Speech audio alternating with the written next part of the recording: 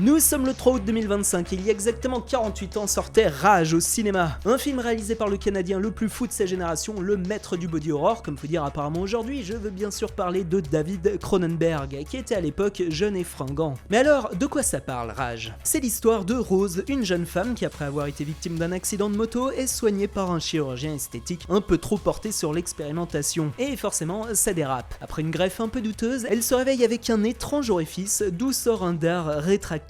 Et oui, on est bien chez Cronenberg. En attaquant ses victimes, Rose leur transmet alors une maladie foudroyante, les plongeant dans un état de rage incontrôlable. L'épidémie se répand alors à travers le Canada, le gouvernement décrète la loi martiale et adopte une solution radicale en abattant tous les infectés. Rage, c'est le 4e long métrage de David Cronenberg, mais c'est aussi le premier qu'il considère comme pleinement ambitieux, malgré les galères de financement qu'il a pu rencontrer, ce qui explique le casting plutôt modeste. Pour le rôle principal, le réalisateur avait d'abord envisagé Sissy Spacek, fraîchement révélée dans Carrie de Palma, mais sans succès. Il opte alors pour un choix plus audacieux en choisissant Marilyn Chambers, la grande star du X, célèbre pour son rôle dans Derrière la porte verte. Which I still haven't seen. Alors, même si l'influence de Franju ou de Romero peut se faire sentir, Rage marque une étape décisive dans l'affirmation du style très personnel de Cronenberg. On retrouve ses obsessions qu'il creusera tout au long de sa carrière, avec le corps humain comme terrain de conflit, la transformation, l'inconscient et la maladie comme métaphore intime. Chez Cronenberg, le mal ne vient pas de l'extérieur, il germe insidieusement dans le corps d'une femme avec qui on reste d'ailleurs en empathie tout au long du film. Et d'ailleurs, chose assez marrante, il y a eu à l'époque tout un tas d'interprétations. Avec cette histoire, certains y ont vu une métaphore de l'épidémie du sida lorsque la maladie a commencé à émerger dans les années 80, et d'autres ont fait un parallèle entre la loi martiale qu'on voit dans le film et la vague d'attentats qui a secoué le Canada dans les années 70. Autant d'interprétations un peu foireuses qui inspireront au principal intéressé cette phrase: In terms of your own personal interpretation and whether or not the film strikes you as scary or ridiculous, well, I'll leave it up to you.